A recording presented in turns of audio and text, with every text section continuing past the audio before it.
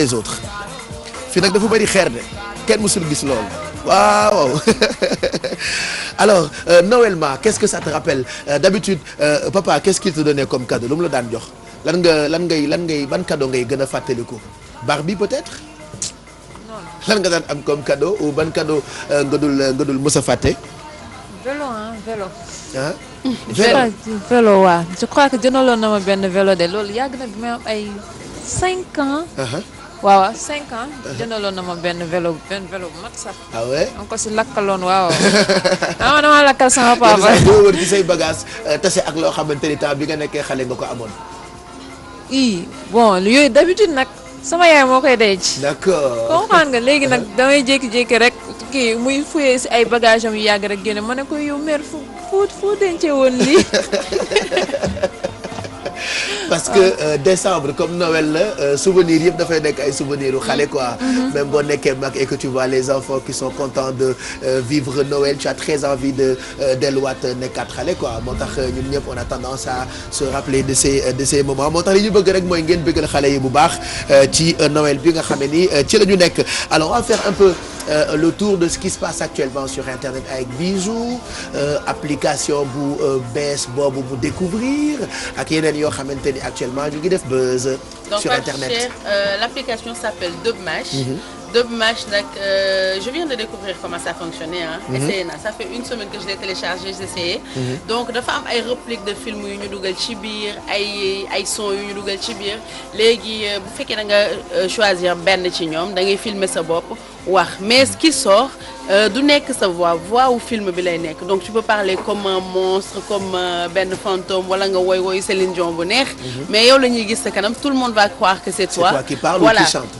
Ou qui chante et finalement mun nga taxalee match yëpp mooy sànq li nga ma doon laaj comment ça s'appelle tu me disais lan mooy match mooy image bi ngay filmer sa bopp ak voix wu keneen boo ko taxalee après tu peux envoyer ça pour répondre à une personne à qui tu parles comme mun nga ko dugal sur internet partager ko sur Facebook Instagram un peu partout sauf que YouTube dañ leen bloqué ndax affaire droit d'auteur parce que ñoom dañuy jël 10 secondes ci benn son wala ci benn citation wu film ci yëfu jàmbur donc YouTube loolu la ñuy bañ donc dañ leen bloqué mais ñoom nee nañ ko par exemple soo retiré 10 secondes ci benn film wala ci benn son c'est pas grave mën nga ko utiliser sans pour autant que nga demander droit yi. et ci seen ay conditions ils disent ci fin bi que bu fekkee le fait que ñu utiliser sa voix wala sa film neexu la. mën nga ko retirer directement tu leur signales ça et ils retirent ça de Dubmash. donc Dubmash boo leen koy télécharger ci application yi c'est gratuit ah. boo leen da ngeen di gis benn dee boo xam ne c'est multicolore j'ai pas les images aujourd'hui malheureusement et boo leen di bind vous faites DUBSMASH Dubmash c'est juste pour s'amuser c'est pas une application très mi ngi Play Store mi ngi Apple Store partout et c'est gratuit. Voilà. Donc toi tu vas adapter ça dans compte. Non avant il faut que mu miin Snapchat d'abord parce que maa ngi un peu en arrière.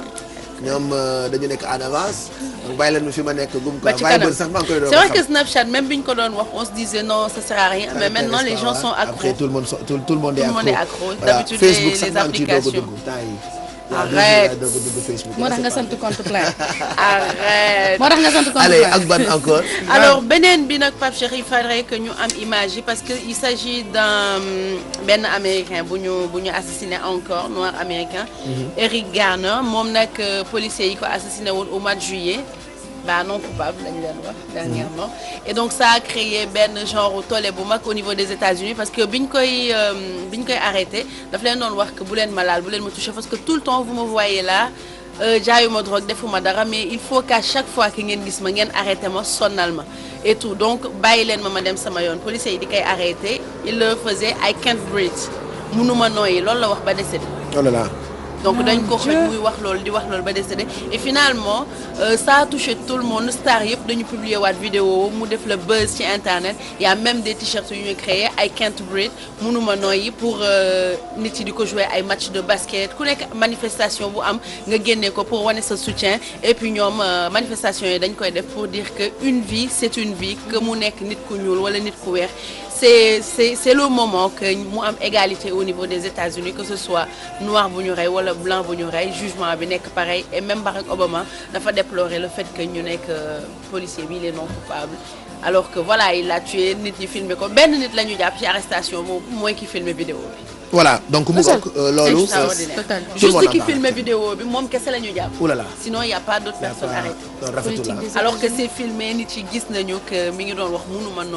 nooyi xanaa booy arrêté nit mu naan la mënuma nooyi sax mun arrêté bàyyi ko mu respirer tuuti mais voilà c'est comme ça qu'il est mort. mu ngoog malheureusement. voilà. C'est tout. Et je voulais terminer par les Africaines Shaolin. Mais la vidéo n'est pas disponible. Mais je promets ça parce que le gars il a la même tête que Pape Cheikh. merci jërëjëf kon de booy bi war naa rëy xanaa. waaw énormissime ba pare li ma si métti da ko leel ba fii. oh là là man moo tax du ma bàyyi sama leel bi feeñ ah buuba dafa leel est-ce que xam nga ni buuba dafa leel dafa leel kay xool ko. mais dafa posé karaw de si ñoo la teg fii ci kanam nii. implant la def implant capillaire. encore implant mammaire nga ni buuba dafa def implant mammaire. capillaire ay yow man kat implant mammaire laa xam. de toute façon buuba il est là dégg na noppam ay noppam patul. et puis buuba ñu ngi lay jaal Joe Cooker que tu dois connaître un grand artiste il paraît que tey la décédé il a accompagné beaucoup de grands de ce monde peut-être que xale yi xamuñu ko mais ñoom Mam Bouba xam nañ ko bu baax Joe Cooker il faisait da doon def blues ak rock c'est un chanteur anglais donc sénégalais yu bëri xam nañ ko mu ngi décédé à l'âge de 70 ans voilà 9h37 merci Bijou pour ce qui fait le buzz actuellement sur internet ak appli boobu sinon si vous avez besoin de quelques petits conseils wala ay astuces yu jëm ci Noël dem leen ci fi ñuy def appli store Play Store tout ça di ngeen gis ay applications pour Père Noël n'est-ce pas ay applications pour ay cuisine Noël comme Alfie nu mu koy defee yoo xamee ni c'est pas mal que vous pouvez retrouver quand même et que bu ngeen ko defee seen téléphone di ngeen mën a dund Noël. bu leen fàtte GFM en fait ñu ngi leen di xaar ba léegi 88 628 14 14 wala 88 628 65 65 ay bons d'achat yoo xamante ni mu ngi tollu ci 125 000 par exemple ngeen mën ko am ca Thiané Diagne jour J mën ngeen am itam ay bons d'achat yu tollu ci 100 000 ngeen mën ko am ca Palens mën ngeen am itam ay bons pour week-end pour deux ca Framissima Palm Beach bu ngeen demee foofu bànneexu et puis kenn ku ci nekk mën nga am enveloppe bu tollu ci 300 000 kan moo ci nar a dal xamuñu yónnee leen message faites FETE ci 26 444 enveloppe bu dun baa ngi toll ci 14 millions wala ngeen woote ci ñaari numéro de téléphone yi nga xam ne ni ñu ngi koy joxe bis bu jot ñu wanaat leen annonce bi ngeen mën koo fàttali ku comme ça juste après ñu wan leen oto yi parce que oto yaa ngi nii ci foire bi ku ñëw gis ko ndax yéen a ko moom ku ne war naa mën a jouer ba wër sa gëm ne ci ñaar yi nga xam ne ñu teg nañu ko pour célébrer GFM. man bi ma nekkee xale et bien laa commencé di rêver ay oto doon dessiner oto bu ñu naan Mustang. daa mel ni man de Dodge laa yàgg a rêver. oto bi am na sécurité ci lu mu dal jàmm rek lay doon. kon bi am na confort. daa mel ni Dodge rek Dodge noonu la mel noonu la amee confort ba pare neex ba nga ne ma lii lu mu doon ba pare moteur bi loo ko laaj ma jox la. waaye du benn ba tey du benn ndax sama bas roue yi yaatu na confort bi baax na. clim bi sedd na am na sécurité. eh bien li ci gën a am solo mooy oto bu am direction la. direction bi du la baaje. bii tam saa boo si directeur assisté. dara mënu ko si bi direction assisté la. bul werante ak man. déet waaye oto bii ma la wax nii amul dara lu ko gën ci oto. déet saa boo si dara gën ko ci oto yi. d'accord mais tamit dara gën ko ci kaw télé bi di nga xam kan moom. ayca di nga xam kan moom. ayca wax ak yéen dinañ koy bàyyi mu wax leen lu leer. waaye bëgg a jël ci kaw nit ñi dama ne puusal ni ma wax. déedéet góor gi bu la énervé sa bos daa gaaw sama bos gaaw. fekk Mamba war a jam ñaajo di nga xam ne Mustang laa yor alburax la fas buy taawee ko di dem maa la dàq dawal maa la gën a wóor oto. laaj di nga xam ne maa raw jet privé ci kaw tali kii Dodge la dafa dooj aywa. Futurs Médias en fait waaw ngir jaajëfal sant sargal ak a neexal ay téléspectateurs am ay auditeurs am ak i lecteurs am groupe Futurs Médias indil na leen ay xéewal ci diirub ñaari weer teg fukki millions ak ñeent fas leen ko yéene séddale ci ay enveloppe bu 300 000 francs CFA ay bons d'achat yu 100 000 ca Palens boutique prêt-à-porter ngir góor jigéen mag wala ndaw ay week-end yi bànneex yu amul fenn ca Framissima Palm Beach hôtel 4 étoiles ay bons d'achat ci boutique bu mag bii di jour J ca Thiané Diagne loolu lépp nag yéen a ko moom te cadeau yi yamul foofu de li ci gën a neexati moo di ñaari oto yi nga xam ne yéen a ko fi bàyyi Ford Mustang wala Dodge Charger bi di ay oto américain yu yu neex baax te bakkane bu ngeen bëggee ci cadeau yu Groupe Futurs Médias yi yónnee leen SMS fête ci 26 444 fête ci 26 444 wala ngeen woote ci 88 628 65 65 wala 88 628 14 14 Groupe Futurs Médias daal. mu ngoog GFM en fait n'hésitez surtout pas na ngeen woote comme ça ngeen mën a am ci ñaari oto yi benn bi dafa dooj benn bi Mustang la ku ne bu ko amee bànneexu beneen événement boo xamante ni bëgg naa ngeen bàyyi ci xel muy ginnaaw suba le 25 alors le 25 décembre ci la ñuy célébrer finale bu Sen Petit Gallé tombé itam ak Petit Bal ñëpp a ngi koy pare bëgg nañu ngeen dem ci point de vente yi foofu la ñuy jaayee billets yi bu ngeen demee par exemple Saveur d'Asie Bourguiba di ngeen mën a am ay billets bu ngeen ñëwee fii ci foire bu Dakar am na guichet boo xamante ni ibbi nañu ko fi pour ngeen mën a jëndal xale yi billets bëgguñu ngeen bàyyi ba mu ne këtt ni jonn ngeen jaaxle naan waaye jënduma parce que aw ma damaa dem dernière minute baaxul et su boobaa xale yi dinañu leen mere parce que xale yëpp ñoo bëgg a fekkee événement boobule di Petit Bal ñu won leen annonce bi et puis juste après ñu ñëw àggali suñu waxtaan ak ma bu takay fa regardez.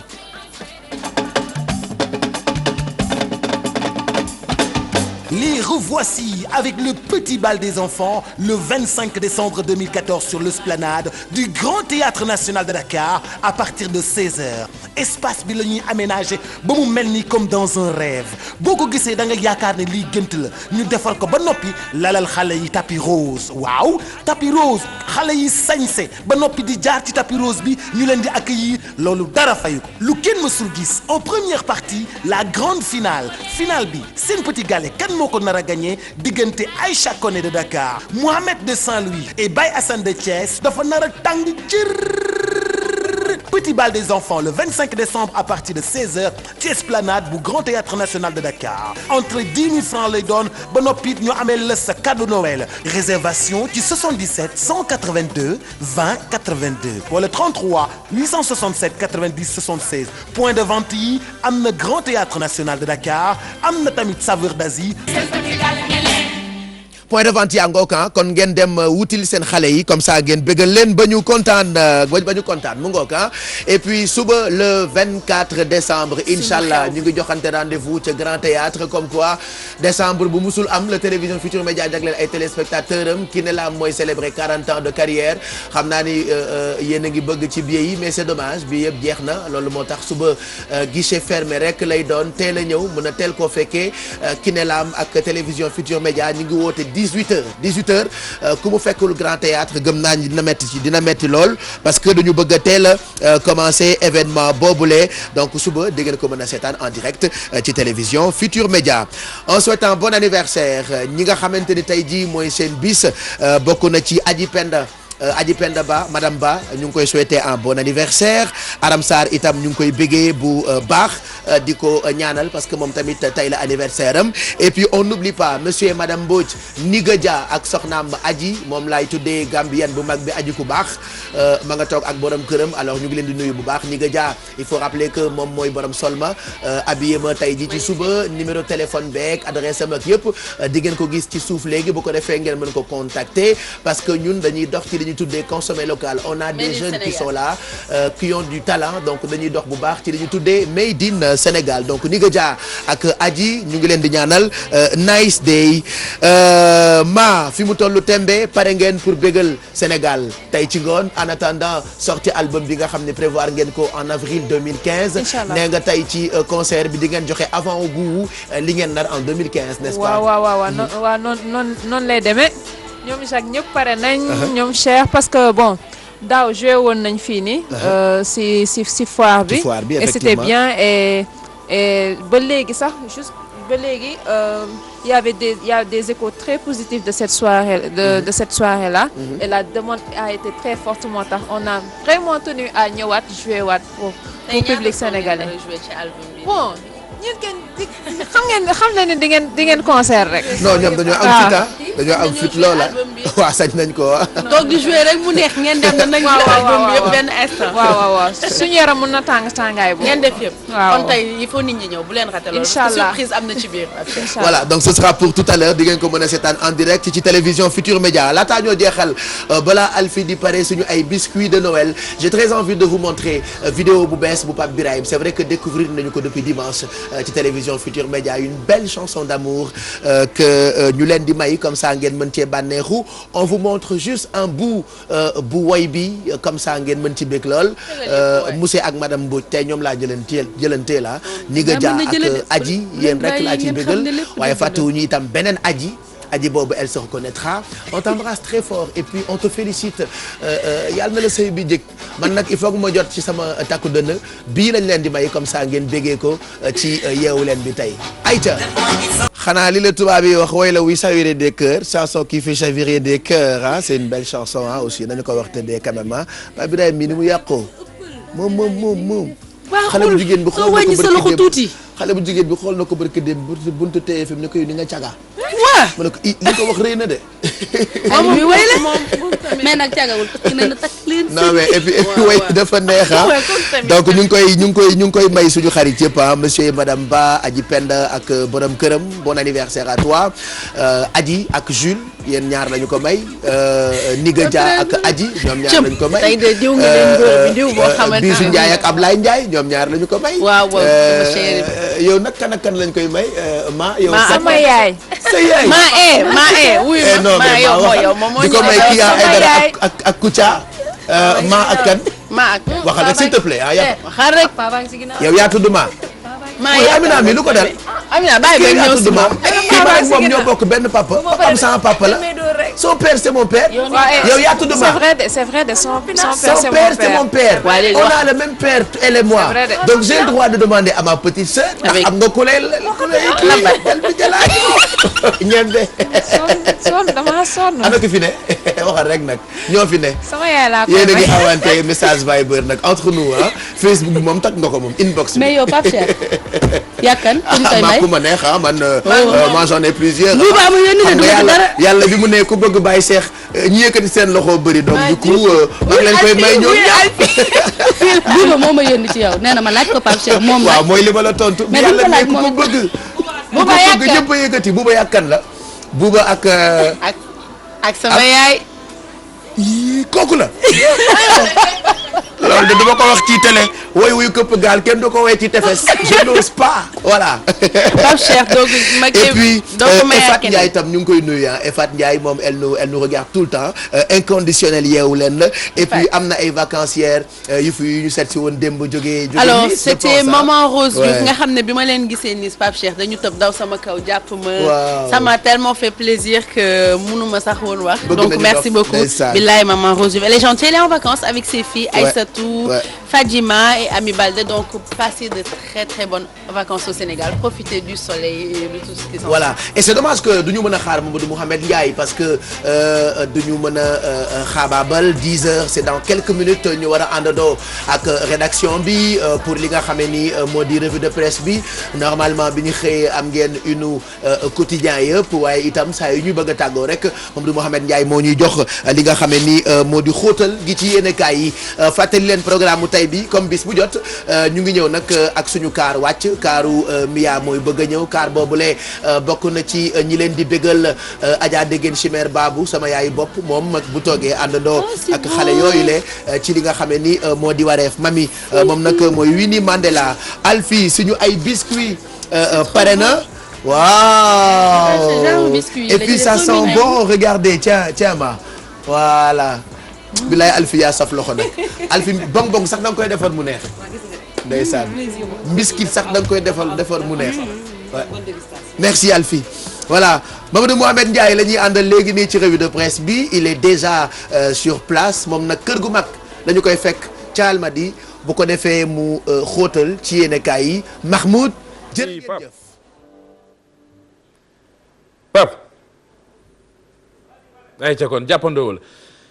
observateur la ñuy doore yéen kaay ñu xëyandool xëy na dellu siwaat ci lu aju ci ànd bi am diggante parti socialiste ak APR yéen kaay bi def ci gëstu bu yaa jël na kaddu gi jox ko ñi nga xamante ne ji ñi ngi ci biir parti bi ñoo ngi cee gis kaddu yi maître Djibril Wade di responsable APR gis nañ ci kaddu yi Jean-Baptiste Diouf ñu bokk ci parti socialiste ci biir journal bi it Abdou Mbow bu APR joxe na ca xalaatam keneen kooku joxe na ca xalaatam ci àndandoo bi nga xamante ne ji am na diggante parti socialiste ak APR moo di kii di Abdoulaye Wilane mi nga xam ne moo amee kaddu parti socialiste beneen yéene kay bu dellu si ci boobu lëngoo moo di diggante parti socialiste ak APR moo di Walfadjri kii mooy njiital APR yéene kay bi nañu jamono ji dafa nekk ci maanaam dilemme moo di ndax ministre yi parti socialiste yi daf leen a war a gàdde ci gouvernement bi am ndax daf leen cee war a jële loolee mooy li nga xamante ne ji Walfadjri kon mi ngi koy laaj nee na mooy li indil jafe-jafe kii di Macky Sall Walfadjri xëy di ak ñun ci moom Macky Sall ak fa mu nekkoon naka démb mu di ci diwaanu Ngaye loolee Soleil moo ci dellu si waat yéen kaay bi nañu journée nationale de l'artisanat démb lañ ko doon célébrer ci diwaanu Mexe Macky Sall xamle fa ne daal lu aju ci wàllu équipement artisanaux dinañ ci taxaw ñii di lii di secteur artisanat bi juróom-ñetti milliards yoo xamante ne ji danañ ko dugal ci secteur bi ci diirub ñetti at lu aju ci wàllu table banc mu di table yi dem ci école yi wàllu moissonneuse wàllu batteuse loolee artisan yi nga xamante ne ji ñoo nekk ci réewum Sénégal ñoom la ñu ko fas yéene confier ngir ñu doxal liggéey maanaam dañ leen ci cëral grand place xëy ñu xamal ne kii di président Macky Sall démb ca diwaanu Ngaye yëkkati na fa xibaar boo xamante ne ji daal dana neex artisan yi mu di lan lu aju ci plan Sénégal émergent ak it artisanat bi ak ni ñu ko fas yéene relancer juróom-ñetti milliards yoo xamante ne ji kon dinañ ko ci dugal Macky waxam joojee direct info gis ca ne président Macky Sall dekkal na yaakaar dolli na yaakaar ñii di artisan yi ndax xam la ne daal lu aju ci maanaam juróom-ñetti milliards yoo xamante ne ji danañ ko dugal kon ci wàllu secteur bi ma dugg ci leneen mu di wàllu yoon ak yoonal Karim Wade ak ñi nga xamante ne ji ñoom la ñuy toppee bien mal ak i enquête xëy ci dellu siwaat nañu jamono ji démb lañ dooroon boobu le layoo ci kanamu Bibo Bourgi waaye ñi nga xamante ne ñoo ànd ak Karim Wade dooni awakam li ñu bëgg mooy ñu bàyyi Karim Wade jox ko liberté provisoire maître Seydou Diagne ay kàddu mi ngi nii ci xët mu njëkko enquête la muy wax moo di Karim ak temps bi mu def ci kaso bi amul kenn ku yàggee noone ci li nga xamante ne ji moo di kaso bi liberté provisoire lañ bëgg waaye témoin gis na ca leneen lan la gis moom de témoin moo di liberté provisoire boobee nga xamante ne ji gars yi Karim Wade yi ñoo ngi koy sàkkul seen client bi yëf yi kon du yombe noone maanaam daal en tout cas ku répression enrichissement illicite da ko bañal Karim Wade bañal ko aussi Mamadou Pouy liberté interdite Cheikh Tidiane Mara ay kàddoom ci xët mu njëkk journal bi Karim Wade wax na ca Bibo Bourgi li ngeen gis moo ko wax moom gannaaw ba mu dellu see la mu xam daal moo di nee na gars yi yéen na woon du ma ñëwaat maa ngi ni ñëwaat naa ndax man nit laa koo xamante ne ji dama fonk sama kàddu populaire nañu liberté provisoire boobee nga xamante ne ji avocat Karim Wade ñi ngi koy sàkku démb tribunal loolee moo ko tàngaloon ndax daal lu aju ci mbir mi gannaaw ba avocat yi sàkkoo loolee 29 décembre ca la ñuy xam ndax tribunal da leen koy nangol am déet Cheikh Tidiane Mara moo wax lii ci tribunal ba li mu xamal moo di Karim Wade yéen a ngi naan dafa yàgg ci kaso bi ñaari at la fa defagum te li ñu koy toppee bu dee am na ko leer ne mën naa tëdd ba fukki ati kaso kon ñaari mën nañu jàpp ne daal du dara jamono ji le quotidien moom xëy dikk ci waxtaan yaa boo xam ne séq na ko ak kii di Pape Leyti Ndiaye mi nga xam ne mooy avocat Bibo Bourgi wax na ci lu bëri la mu njëkk a wax moo di dellu si Bibo Bourgi dafa jox la yow bi beneen dayo lu aju ci ni mu gisee procès beeg ni muy demee mu ne daal des na yeneen i weer yoo xamante ne ji layo bi kon dina ko jël ci woowule wàll mbiri Karim Wade mbiri Mamadou Pouy mbiri Bibo Bourgi ak it liberté provisoire bi nga xam ne ñoo ngi ko cay wax grand place xëy ko tënk ci bii moo mu di lan la formalisation ñu dem ci wàllu lamb ak sunu lamb mi nga xamante ne ji tey dafa xëy lu aju ci combat Bombardier ak Modou Lo 7 juin yéenekaay bi nañu bi mooy gulet ba Modou Lo di bëre ak koo xamante ne ji amee na ndombal tànk roi des arènes kon maanaam Bombardier li sunu lamb wax moo di client la boo xamante ne ji du neex a yàkkale ci Modou Lo ñu bàyyi lamb dem ci football ak sport mi ñëw ak ñun ci liste bi Alain Giresse war a siiwal àjjuma bii di ñëw yéenekaay bi nañu la ñu jàppagum ci liste ba daal moo di Demba Ba du ci bokk kii di Sissoko moom it génne nañu ko Diafra Sakho day bokk ci ñi nga xamante ne ji ñoo war a bokkoon ci liste boobee loolee waa sport moo ñu ko wax ñu dem ci Walfadjri mi di que ñun ci changement yu am ci jàngu bi ci Sénégal mu di église journal bi nañu Pape jël na kii di Monseigneur Benjamin Ndiaye mu wuutu cardinal Théodore Adrien Sarr ci archidiocèse bu Ndakaaru beneen yéenekaay bu ko xëy firndeel ba noppi sax teg ci liggéey bopp kii di cardinal Théodore Adrien Sarr nekk woon na ko ci réew mi moo di Sud Quotidien leçon d'un archevêque émérite Pape Cheikh ku mu mës a woolu nga dem ñu ngi koy nuyu fàttewuñu itam Pape Bokar Diouf di sama mag waaye magu Pape Diouf la moom tamit ñu ngi koy nuyu bu baax mu Ndiaye xam naa fàttewul dara moom ndeysaan jot na yóbbante yëpp xam na ni le 24 ñëw na ba noppi te suba la ca Grand Théâtre gërëm tam bu baax Youssou Ndour mi nga xamee ni taxawaayam daal yàlla na yàgg waaw man moo ma gënal 18 Bouba Ndour maa ko wax léegi far naa bokkatuma gouvernement Bouba Ndour mu ngook merci à tous maa ñu ngi lay gërëm Amina merci d'être passé nous voir je rappelle que quartier ñu ngi disponible tey fii ci foire bi pour ku ko bëgg a jënd jàppale puune yi albinos yi noonu lañ leen di woowee lan ngeen di tàggoo ak lan mooy nekk message bi pour suñu xarit ci nga xam ne ca fajar ba tey ñu ngi seetaan. bon déjà ñun ñu ngi leen di remercier yéen ñu ngi leen di remercier parce que chaque année à chaque fois suñu ñëw ak carte yi à chaque fois suñu ñëw ak initiative Care Albinos yi vous nous ouvrez grand vos portes vous même rien que rek accueil bi rien que rek sourire bi rien que rek disponibilité bi ça vaut des milliards et ça Care Albinos ak Takeifa vous en est éternellement reconnaissant. Voilà alors damay voler benn image s'il te plaît petit est-ce que mën nga yëkkati sa caméra nga filmeel ma kële na leen taxaw te mu sol yére bu weex bi je veux pas mu dégg ma vas-y tourne ta caméra s'il te plaît alors jëlal ma kooku noonu taxaw da ngay gaaw nag balaa muy daw mu ngi noonu taxaw moo woon leen kan la alors moom tout le monde le connaît sama papa la mon père est là-bas regardez-le sama papa ngi ne le taxaw filmel ma ko s'il te plaît voilà c'est le papa à Takeifa kii mooy papa yi ma bonjour papa alors moom papa poule la parce que day gunge doom yi mooy manager mooy jàppale mooy xeex mooy xuloo mooy def lépp ñun ñëpp loolu la ñuy ñaana sa papa daa mel ni sama papa ti man moom itamit sama papa poule maa ngi koy nuyu bu baax fàttewu ma itam Adja Roxay Jaxate jigéen ju baax jooju di ko ziar mook njabootam yëpp merci beaucoup Amina et à ce soir ak Takeifa bijou demain on revient dès matin Kia tu reviens après-demain dès matin il est 10 heures voilà tu viens demain par force d'accord donc demain tu viens dès matin voilà mu nekkoon Yeewu Leen production assurée par Bouba Ndour tonton Mac moo jiite production bi tey Pape Samba Thiam ngërëm ñeel na la Alfi suba ñu àndaat ak yow ci loxo bu saf bi n'est-ce pas ñëw exprès pour yàlla tere Alfi de bu bong bongee sax ñëpp kontaan ndeke xale bi ni la mënee bong bong man foogoon naa ni ay yaasaak yooyu la gën a mën mais ndekete bong bong Alfi da cee aay lool Mam Fati mbaa pare nga pour journalu 10 heures bi c'est parti après le journal ñu bégal leen bu yooyu yëpp passé après ngeen ànd ak Adja Degen Chimère Babou yaayu Baye Cheikh ci wareef nous on revient demain dès 6h45 bonne journée à tous.